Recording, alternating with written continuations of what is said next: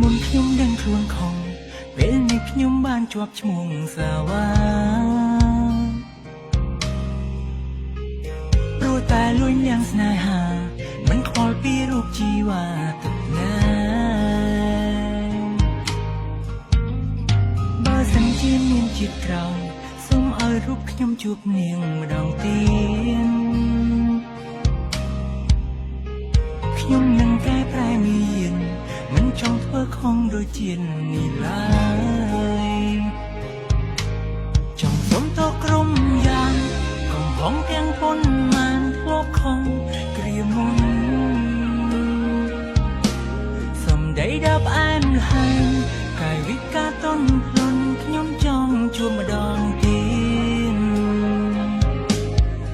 តើអញទេបើសិនខ្ញុំចង់ជួបគេជាលើកចុងក្រោយបើខ្ញុំបានជួបហើយសន្យាថាមិននៅឃើញមុខខ្ញុំទៀតទេបើជិនបើកំនឹងតាំងជិនលួនយ៉ាងក្រីស្រឡាញ់យើងទាំងពីរធ្លាប់តែនៅស្មងស្មាំងតែពេលនេះធ្វើអូនបានបោះវាជឿជាងស្នេហ៍យើងជិនទៅដល់លើផ្លូវបែងបាំងមួយយ៉ាងគឺមកពីបងឲ្យបងសុំទោសផងអូន I'm so sorry baby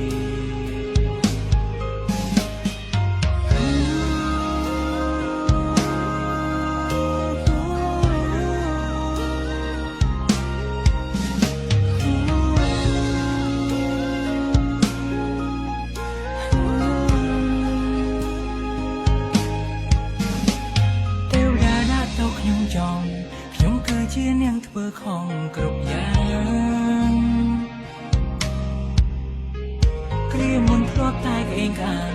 តែងតែធ្វើបាបចិត្តនាងរាល់ថ្ងៃចង់សុំទោសក្រុមយ៉ាងកំហុសទាំងប៉ុន្មានធ្លាប់ខំគ្រាមុនសំដីដល់ផ្អែមល្ហែងកាយវិការតន់ភ្លន់ខ្ញុំចង់ជួបម្ដងទៀតតើអញទេ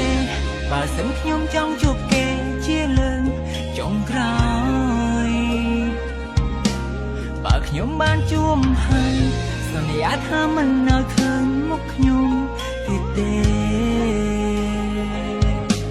ចង់សុំទោសក្រុមយ៉ាងកំហុសទាំងប៉ុន្មានធ្លាប់ខំគ្រាមុនសំដីណាស់បែបហែមកាយវិការតន់ភ្លន់ខ្ញុំចង់ជួបម្ដងទៀតតើអញទេបើសិនខ្ញុំចង់ជួបគេជាលើក